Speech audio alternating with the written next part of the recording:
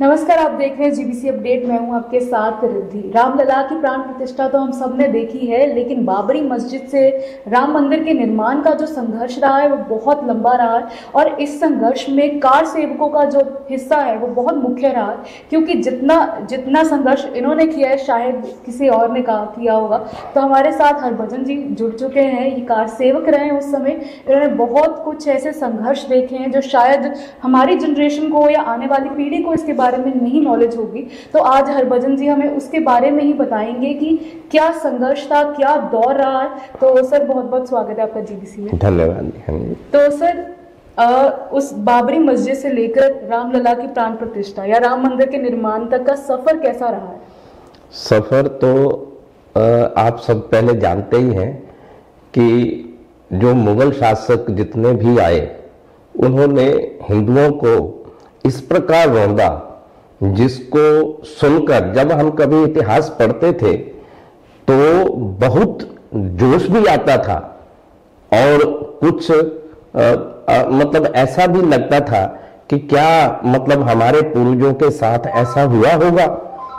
और इतना भयंकर जो था उसको याद करके हम कई बार रोते भी थे कि हमारे पूर्वजों के साथ ऐसा अन्याय मतलब अत्याचार हुआ और वो कैसे सहन करते होंगे।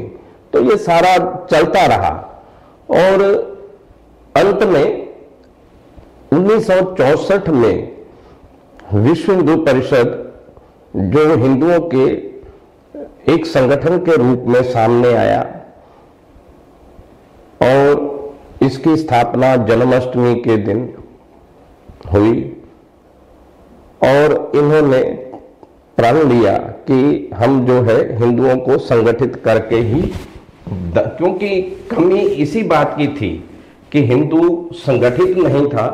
नहीं तो 500-700 मुगल आए और वो हमें रौंदते चले गए, संभव नहीं था। परंतु हमारी जो संगठनात्मक शक्ति थी वो बहुत क्षीण थी, हम संगठित नहीं थे, भिन्न भिन्न वर्गों में भिन्न भिन्न संप्रदायों में बंटे हुए थे। एक दूसरे पर अत्याचार करते हुए देखकर हम मौन रहते थे। ऐसा जब पढ़ते थे तो मन में था कि हम भी कुछ करें। तो विश्व हिंदू परिषद के माध्यम से हमें वो मंच मिला।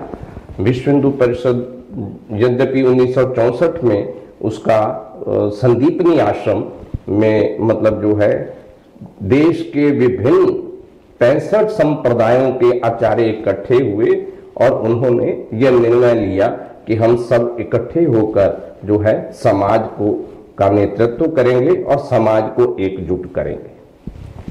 सर, जो कार सेवकों की भूमिका रही है वो बहुत ही डिफिकल्ट रही है, क्योंकि उन्होंने जो संघर्ष देखा है शायद ही किसी ने देखा होगा। तो जब आप यहाँ से वहाँ गए तो कैसा सफर रहा, क्योंकि आपको बहुत रोकने की कोशिश की होगी। बिल्कुल सफर तो रहा। आप इसके आगे की जो है बाबर आया यहाँ पर, उसने भी वही किया जो पहले उसके जो मुगल शासक आए, मोहम्मद बिन कासिम वगैरह जो जितने भी आए, उन्होंने वो उससे भी बढ़कर उसने अत्याचार, जिसका गुरबानी में भी एक इतनी मार पई कुर्लानिया तो को दर्द ना आया, ईश्वर से जो है वो अपना विरोध दर्ज कर रहे हैं कि आपने मतलब कुछ नहीं सोचा हमारे लिए। तो ऐसा तो था। और जब आगे मतलब बढ़ते गए तो ये भूमिका चलती रही और उन्होंने मतलब मंदिरों को तोड़ा, हमारे आस्था स्थलों को तोड़ा, क्योंकि आस्था स्थल एक ऐसे होते हैं जो आदमी का जीवन होते हैं। खाने के लिए तो हम भोजन इत्यादि सब कर लेते हैं, परंतु जब तक जीवन में आस्था मतलब जो है नास्तिकपना होगा तो जीवन के मतलब उसको हम महसूस नहीं कर सकते। तो जीवन जो है वो आस्था पर ही निर्भर है कि मैं हूं, यही आस्तिकता है। तो उस समय जो था मैं समाप्त हो गई थी हमारी जो, तो इसलिए हमें वो दुख झेलने पड़े।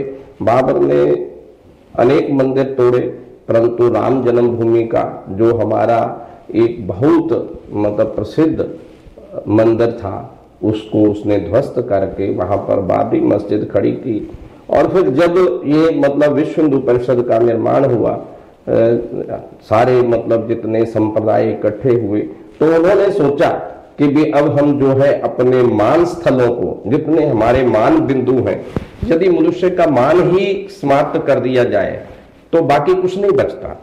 जीवन में मान के लिए ही सब जो है मतलब संघर्ष करते हैं।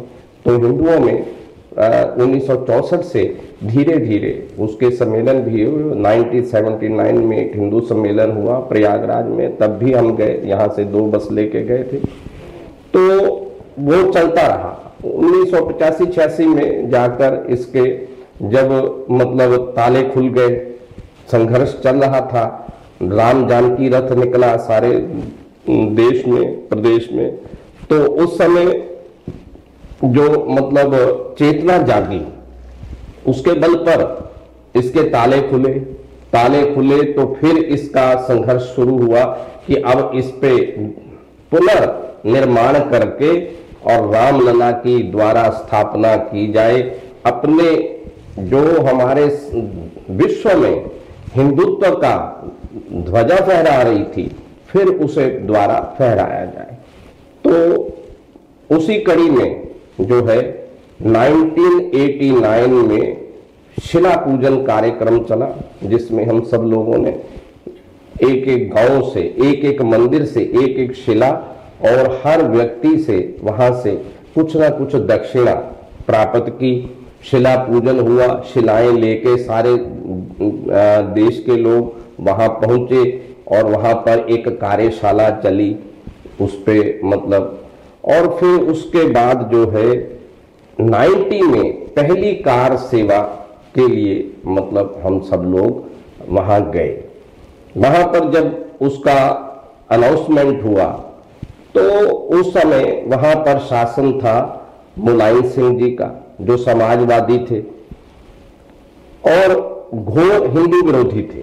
मैं तो यही कहूंगा कि समाजवादी थे, हिंदू थे, यादव थे, परंतु घोर हिंदू विरोधी रहे वो। तो वो भी उनसे कम नहीं थे। मैं ये अतिशयोक्ति होगी इस बात को कहने में कि वो भी वो बाबर वगैरह से कम नहीं थे। तो उन्होंने जो है कहा कि यहां पर एक परिंदा भी पर नहीं मारेगा। तो हमारे हिंदू समाज के लिए एक बहुत बड़ा चैलेंज था।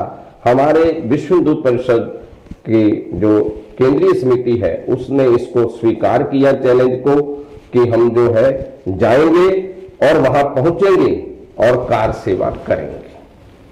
1990 में जब हम कार सेवा के लिए गए, यहां से चले 30-31 अक्टूबर को वहां पर कार सेवा थी। हम 5-6 दिन पहले चले, पता था कि रास्ते में जेल भी होगी, रेस्ट करेंगे, परंतु हम 5-6 दिन पहले उसको समय को लेकर चले। यहां से चले तो वहां पर लगा कि कर्फ्यू भी होंगे, 144 भी होगी और खाने के लिए कुछ ना मिले तो क्या करेंगे। तो हमें जब 24 तारीख को यहाँ से चले तो 2-2 किलो भुने हुए चने हमें साथ में मिले और एक शॉल, बाकी 1-2 कपड़े साधारण से। सर्दी का मौसम था तो हम जो लोग यहाँ से चले, जब चलने लगे तो बस पे चढ़ने लगे। किसान मेल पे जाना था, लुधियाना से किसान मेल थी, उस पे चढ़ना था रात को 9-9:30 बजे। तो यहाँ से हम शाम को चलने लगे तो सीआईडी थी। हमने सोचा कि भी सीआईडी है तो चलो यहाँ से बच के, हमने अपने से गुफ्तगू की सबसे। हमने कहा कि यहाँ से अत्तोवाल तक जाते हैं, टेम्पू जो ये यहाँ से चलते हैं। तो वहां से हम सारे लोग बिखर के वहां गए और वहां से बसों से लुधियाना पहुंचे। रात को किसान मेल पे बैठे और चले गए। सहारनपुर में सुबह हमें जो है वहां पर रोक लिया गया, गाड़ी रोकी और उसमें पुलिस आ गई। पुलिस पूछने लगी कि आप कहाँ जा रहे हो। हमने कहा जी हम गोरखपुर जा रहे हैं, जैसा कहीं किसी का था। परंतु वो बाहर आते तो बाहर कहते कि यहाँ कोई कार सेवक नहीं है। बाहर बड़े ऑफिसर थे, एसडीएम थे, वो कहे कि भी यहाँ पर कार सेवक है, हमें पूरी इंफॉर्मेशन है। फिर उन्होंने कहीं बात की होगी, बात की तो उन्होंने कहा जिसके भी झोले में 2 किलो चने हैं भुने हुए, वो सब कार सेवक हैं। फिर वह उन्होंने जिसके जिसके पास थे, हमारे कुछ लोग तो उसे मतलब उसमें नहीं आए, तो वो आगे निकल गए, वो आगे बरेली में जाके रेस्ट हुए, हम सहारनपुर में ही रेस्ट हो गए। और वहां पर फिर लोग आए वहां के, उन्होंने हमें मतलब खूब उसमें जेल में जो है भोजन इत्यादि की, जो वहां के मतलब हिंदू थे, राम भक्त थे, उन्होंने खूब हमारी सेवा की। शाम को उन्हीं के साथ ही परामर्श की हमें यहाँ मौका है निकलने का, क्योंकि कार सेवक बहुत थे, हकीकत नगर की जेल थी, तो वो हमें मतलब उन्होंने सहयोग किया और हम वहां से निकल गए। और रात को फिर हमने ट्रेन की टिकट भी ले ली, परंतु ट्रेन की टिकट लेने के पहले ली तो उसी समय ही हमें संदेशा मिल गया जो वहां के राम भक्त थे कि वहां से पुलिस रेड के लिए आपके पास आ रही है, आप बिखर जाओ। हम बिखरे और फिर रात को हम जो है एक ऐसा घर कोई बन रहा था तो नया, उसमें अभी दरवाजे नहीं लगे थे, कुछ नहीं था, वहां बिरानी था, तो हम वहां जाकर रुके।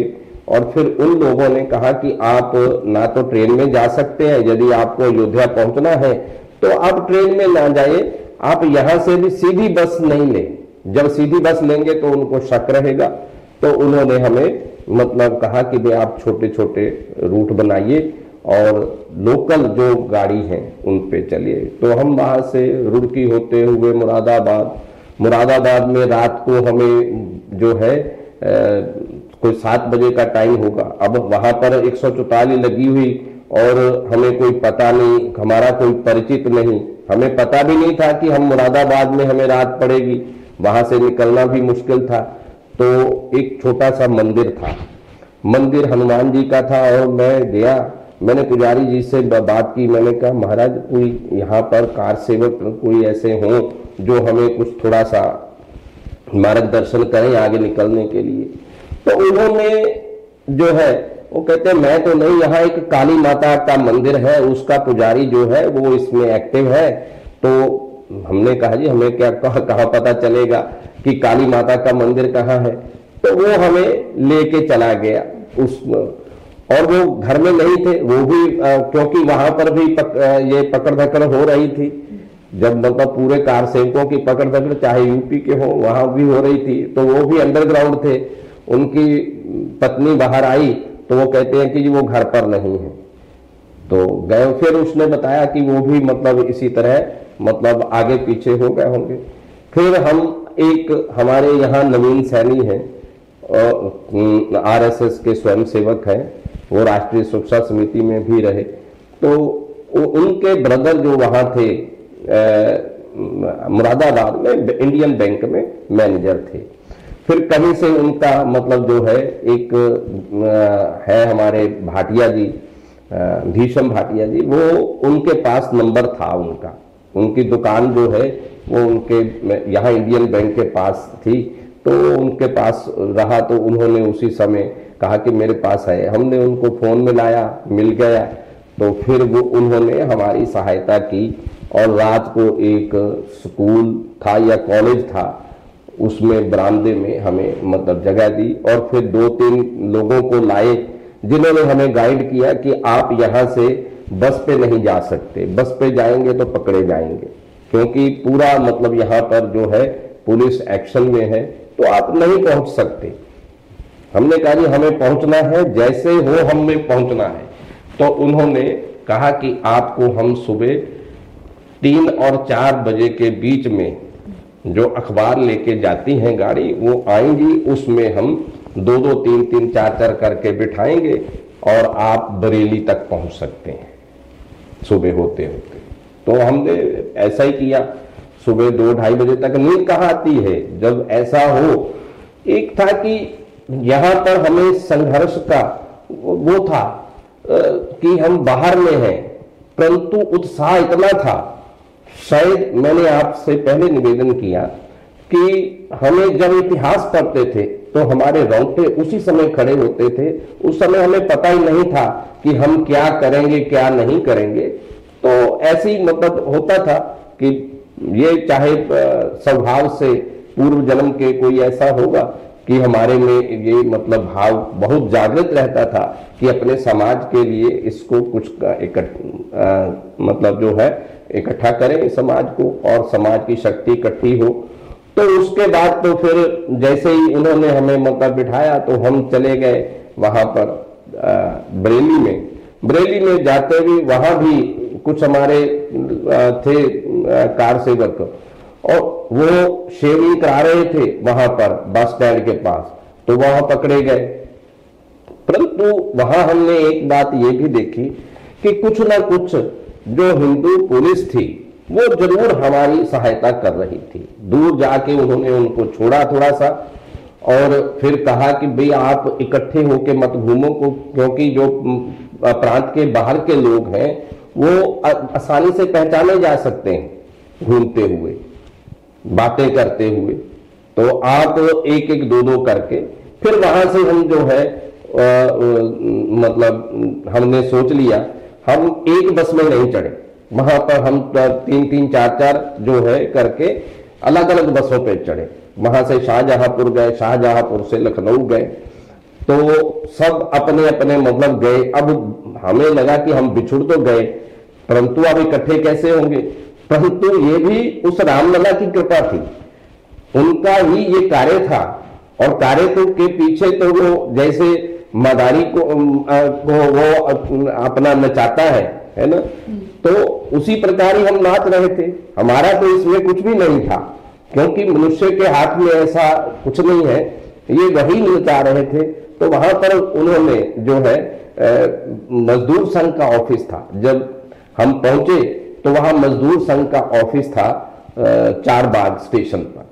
तो वहां पर कुछ छोटे लड़के थे, मेरे को उम्र तो नहीं, यही 10-11 साल के होंगे, जिसपे पुलिस को भी शक ना हो। उन्होंने अपने हाथ में थैले रखे थे, उसमें कुछ भोजन के पैकेट थे। हमें पूछा कि आप भोजन करोगे? मैंने कहा जी भोजन कुछ नहीं करना, हमें तो कहा मतलब जहां कोई मतलब रास्ता, तो कहते कोई बात का नहीं। वो हमें गलियों के रास्ते से एक कॉलेज में ले गए, जहां पर हमारे से पहले ही हमारे दूसरे जो बिछड़े हुए थे सामने खड़े थे, और वहां पर 1000-2000 के करीब कार सेवक होंगे, अलग अलग दिशाओं से आए। तो जो हमारा संगठन था, संगठन ने तो पूरी मैनेजमेंट की हुई थी उसकी, ऐसे तो था नहीं कि वो मतलब हम पहुंचते। तो उन्होंने हमें वहां पहुंचाया, तो हृदय जो है वो गदगद हो गया। वहां पर पहुंचे, वो पहले ही जय श्री राम बोल रहे थे। तो रात को फिर पुलिस को पता चला कि वहां पर कार सेवक इकट्ठे हुए हैं, रेड हुई। रेड का भी मतलब चाहे संगठन की तरफ से था, पहले से ही पता चल गया 1 घंटा की रेड होने वाली है पुलिस की। उनके भी कुछ सोर्सेज होंगे, हमें तो ये पता नहीं है, ये राम जी का कार्य था। तो उन्होंने उसी समय जो है बताया, तो हम वहां पर इर्द गिर्द में जितने घर थे उन्होंने हमें शरण दी। तो हमें बहुत ही मतलब ये एक बात मैं आपको बताऊं, जो जीवन में यहाँ एक आपके पड़ोस में ही कृष्णा नगर में भृगु संहिता वाले हैं, जो मैं उस एक पिछली इंटरव्यू में नहीं कह पाया। भृगु संहिता वाले हैं पंडित जगन्नाथ तिवारी जी, जिनके लड़के थे तिवारी जी CMO भी रहे यहाँ। उनके जहां मेरे एक जगराहों के भगत जी थे, ब्लाइंड थे, वो मेरे को एक दिन कहने लगे कि मैंने पंडित जी से मिलना है। तो उस समय साइकिल भी मतलब बैठने की बहुत भारे थे, तो मैं उनको पैदल बहादुरपुर ठहरे थे उनसे लेके तो उनके घर आया। जब उनके घर आया तो परिचित मेरे पहले से थे पंडित जी, क्योंकि मेरे धार्मिक थे, सारा कुछ वो पाठ पूठ करते रहते थे, हम भी मतलब धार्मिक प्रवृत्ति के थे। तो उन्होंने जो है एक बात मेरे को पूछने लगे कि बेटा आप क्या करते हो? मैंने कहा जी पढ़ता भी हूं, और मतलब कुछ मतलब ये जो मतलब हिंदू संगठन का कार्य है, विश्व हिंदू परिषद का कार्य भी करता हूं। तो कहने लगे वो जैसे पंजाबी में कहते हो ये जड़ी डड्डुआ की पंसेरी है, ये कभी इकट्ठी नहीं हो सकती। मेरे मन में, अब मैं, वो मेरे बुजुर्ग थे, मेरे पिता से भी बड़े थे, तो मैं क्या उनको जवाब देता। मैंने कहा महाराज जी कर रहे हैं, रिजल्ट कुछ भी निकले ये बात की बात है, परंतु कर रहे हैं। कहते अच्छा अच्छा करो, कोई बात नहीं, करो, मतलब हमारे सहयोग की जरूरत होगी तो जरूर कहेंगे। बस वो मेरे को उसे बार बार याद आ रहा था कि हम यहाँ कर्फ्यू के 144 जब पुलिस हमारे पीछे है तो हम पहुंच रहे हैं, तो ये जो हिंदू जागृति आ रही है ये उसी रामलला की कृपा है, उसकी कृपा से।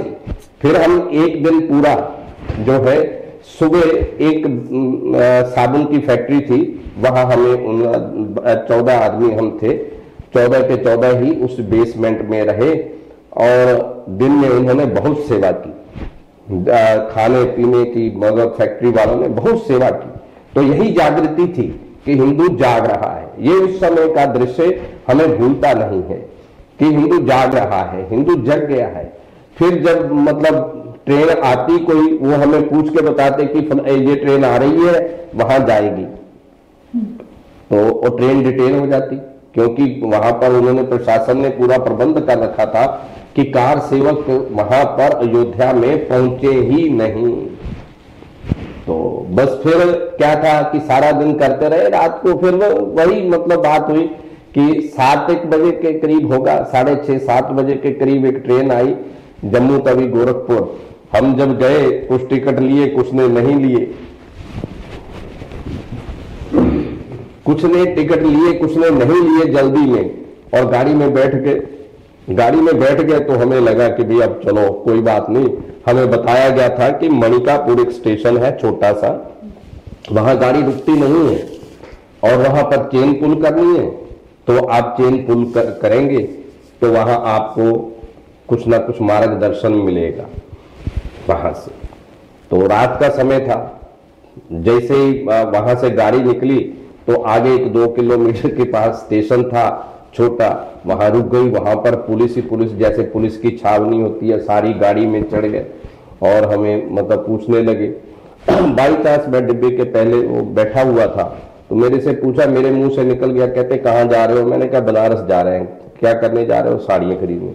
मेरे पास बैठे हुए 2-3 लोग और भी थे, वो भी कहने लगे। एक बुजुर्ग थे, वो कहने लगे जी हम कार सेवक हैं, सतपाल जैन जी, वो कहने लगे हम कार सेवक हैं, तो इतनी दूर आ गए, अब देख लो। उनको तो कुछ नहीं, हमें 2 आदमियों को नीचे उतार लिया। नीचे जैसे ही उतारा भीषम भाटिया और मेरे को उतारा, तो ट्रेन ने विसल कर दी। वो हमें कहने लगे कि भी आप जो हमारा ऑफिसर है उसके सामने पेश हो। तो जैसे ट्रेन ने विसल की तो उसने वहां से आवाज लगाई, दूर, थोड़ी देर दूर जो ऑफिसर बैठे थे कमांडेंट, तो उनको कहने लगे ये बनारस साड़ी लेने जा रहे हैं। तो उन्होंने कहा जाओ जाओ। हम भी चलती ट्रेन में चल गए और भगवान का जो है लख हमने धन्यवाद किया कि अब तो मतलब। फिर कुछ वहां पर आर्मी के लोग बैठे थे, जम्मू तवी से आ रहे थे, वो उधर के ही लोग थे, यूपी और बिहार के लोग रहे होंगे, हमें पूरा पता तो नहीं। तो वो कहे कहाँ जा रहे हैं? हमने कहा जी मणिकापुर जा रहे हैं। वो कहते गाड़ी नहीं, हमने कहा जी देखेंगे। उन्होंने फिर मतलब जो है जैसे ही मणिकापुर निकला, हमें नहीं पता कि मणिकापुर निकला, उन्होंने कहा जी मणिकापुर निकल गया।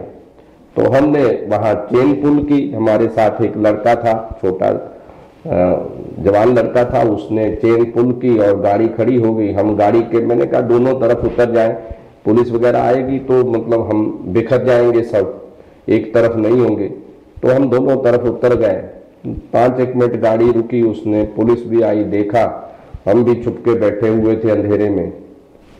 तो बस फिर वहां से जो हमें लगा कि भी अब जाना कहाँ है, मणिकापुर में उतरते स्टेशन के पास, तो वो तो गाड़ी रुकते रुकते 2-3 किलोमीटर चली गई।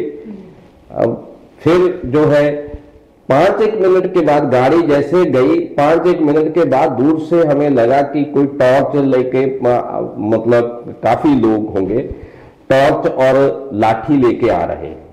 हमें ये तो नहीं मालूम था लाठी, हमने कहा उनके हाथ में कुछ है, तो हम भी छुप के बैठ गए वहां पर। तो उसी समय जो है जब वो आए, उन्होंने दूर से जय श्री राम कहा, तो हम अपने जहां छुपे बैठे थे सब इकट्ठे हो गए और धीरे धीरे वो हमारे पास आए, पूछने लगे, देखो हम लोग ना भोजन कर रहे थे, अभी रात को 8:30-9 बजे का समय होगा, भोजन कर रहे थे।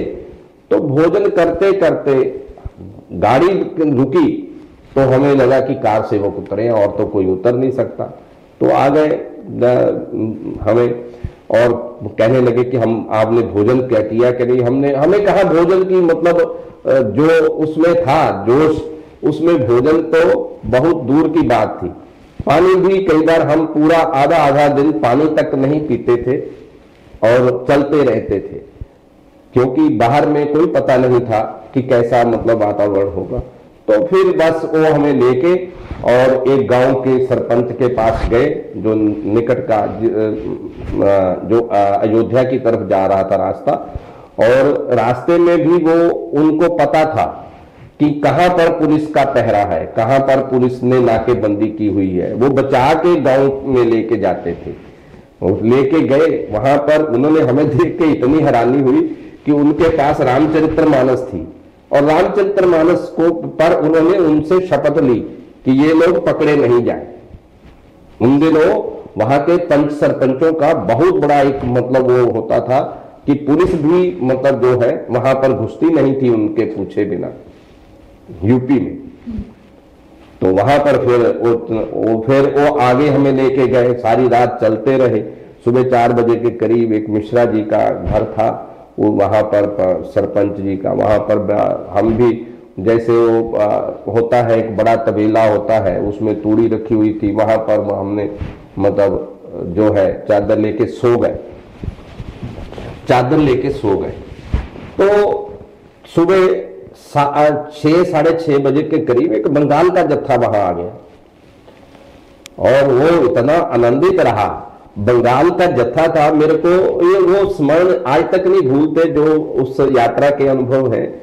तो जैसे ही हम सब इकट्ठे हुए, एक दूसरे के जोश से हम मतलब और उत्साहित हो गए कि बंगाल से लोग चल के मतलब कार सेवक इधर आ रहे हैं। उनसे बातचीत हुई, तो जैसे चाय पीने के लिए बैठे, वहां थोड़ा सा नाश्ता भी था, नाश्ता में चावल इत्यादि भात वगैरह था और केले के पत्तों पर उन्होंने हमें वो मतलब जो है नाश्ता दिया।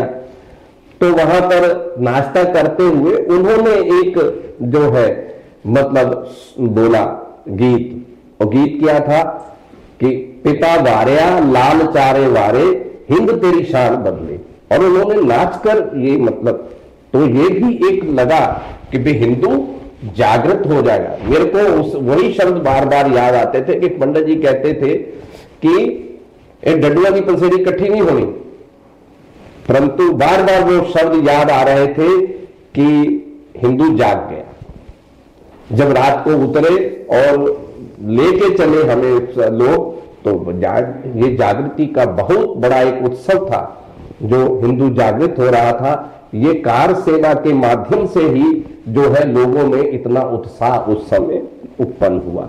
तो बस ठीक है, फिर हम मतलब दिन में मतलब आराम करते थे, रात को वो हमें गांव की से लेके वहां अयोध्या की तरफ जाते थे।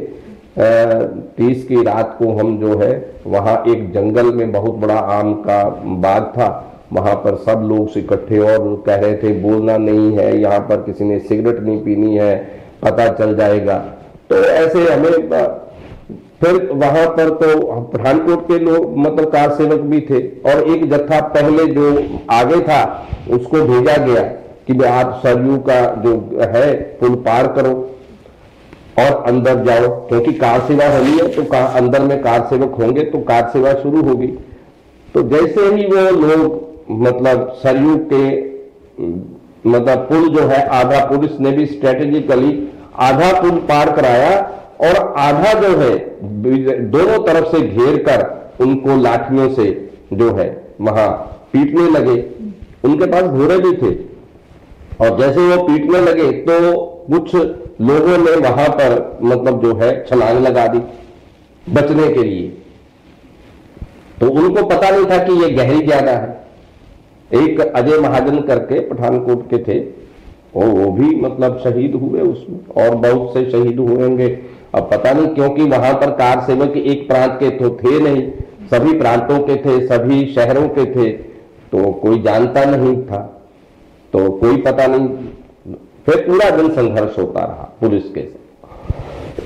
पुलिस के साथ संघर्ष हुआ और उसमें कुछ थोड़ा सा बचाव भी हो गया। जैसे हम पीछे भाग रहे थे, पुलिस अब हमारे पीछे भाग रही थी, एक गाय आई, उसने हमें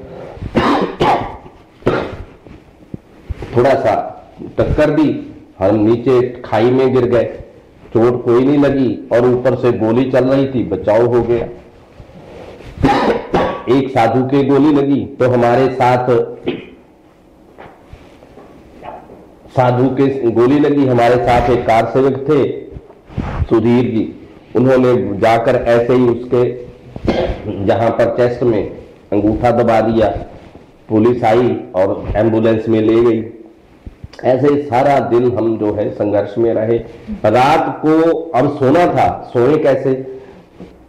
तो वहां पर एक खेत था जिसमें धान बीजते हैं, पराली पड़ी थी, पराली हमने नीचे डाली और सोए। अब सोए कैसे? नींद कहां आती है इतनी सर्दी में? तो एक हमारे साथ ही हरियाणा के लोग थे, हरियाणा के लोग रात को सोए नहीं और एक थाली लेके एक गीत गाते थे, थाली लेके और एक उससे छिटी से बजा के गाते थे, और वो था जागो तो एक बार हिंदू जागो तो, जाग उठी झांसी की रानी, चमक उठी तलवार, हिंदू जागो तो, जागे थे वीर बंदा बहादुर। ऐसे करके वो गीत था और वो बहुत हमें उत्साह देता था। अगले दिन सारा दिन कुछ संघर्ष हुआ, रात को फिर जो है हम गए वहां पर एक किसी के पास, वो हमें कहता है कि शाम को आपको मतलब जो है हम ये सरयू पार कराएंगे। हमने कहा कैसे पार कराएंगे? कहते हैं नहीं, आपको पार कराएंगे, आप जो है 5:30 बजे मिलना। हम 5:30 बजे के करीब उनसे मिले। वो हमें 1.5 किलोमीटर 2 किलोमीटर लेके चले गए सरयू के इधर किनारे किनारे, और वहां पर मलाह पहले तैयार थे, जो मतलब वो भी इस कार सेवा के कार सेवकों की मदद के लिए थे। उन्होंने हमें पार कराया। वहां पर घाट नहीं था, दलदल में जो है जूते भी कईयों के बीच में रह गए, और फिर हम पार करके गए। वहां पर एक आश्रम था उसके बगल में, तो उन्होंने उस आश्रम में हम गए। वो कहते हैं जी नीचे नहीं रह सकते, आप ऊपर चले जाओ। ऊपर तीसरी मंजिल पर छत नहीं थी, वहां पर हम के नीचे पुलिस आएगी तो हमें परेशानी होगी, तो आप ऊपर चले जाओ। हम ऊपर चले गए, रात को सारी रात रहे। अगले दिन सुबह 2 नवंबर को जो है जय श्री राम सभी ओर से आवाज आने लगी। तो हम भी बाहर निकल आए। जैसे ही मतलब जय श्री राम सभी आश्रमों से जितने भी वहां पर कार सेवक अंदर घुसे हुए थे और वहां के लोग भी, वो साथ मिलकर सब मतलब जो है मंदिर की जो मस्जिद था उसकी तरफ बढ़ने लगे कार सेवा के लिए। बस यही मतलब वो क्षण था जब उमा भारती भी सिर मुंडवाकर वहां पर पहुंच गई। वहां पर जैसे ही उसने नारा वगैरह लगाया तो जो है नारा लगाने के बाद सब लोग बहुत जोश में आ गए और पुलिस से मुठभेड़ हुई। वहां पर बहुत कैजुअल्टी हुई और कुछ हमारे कार सेवक भी, हमारे सबके लाठी उठी लगी।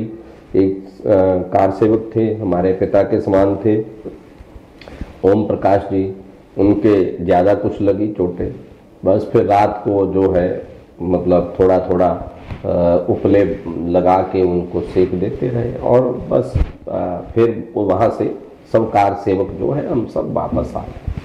और फिर 92 की कार सेवा तो जो है वो कल्याण सिंह जी की सरकार थी और 92 में हम मतलब 6 दिसंबर था, 29 नवंबर को हम यहाँ से चले गए। भी शायद फिर कोई ना कोई रोकेगा तो हम कैसे 6 दिसंबर को पहुंचेंगे, तो चले गए सीधे का वहाँ पर अयोध्या में गए।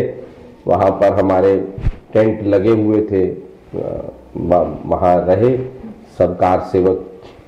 और 6 दिसंबर के दिन जो हिंदू जागृत हुआ था, जो करना चाहता था और जो रामलला की कृपा थी सबके अंदर, और उसी उत्साह ने जो है देखते ही देखते उस जो बाबरी मस्जिद जो हमारे माथे पर कलंक था हिंदुओं के, उसको नेस्तनाबूद कर दिया।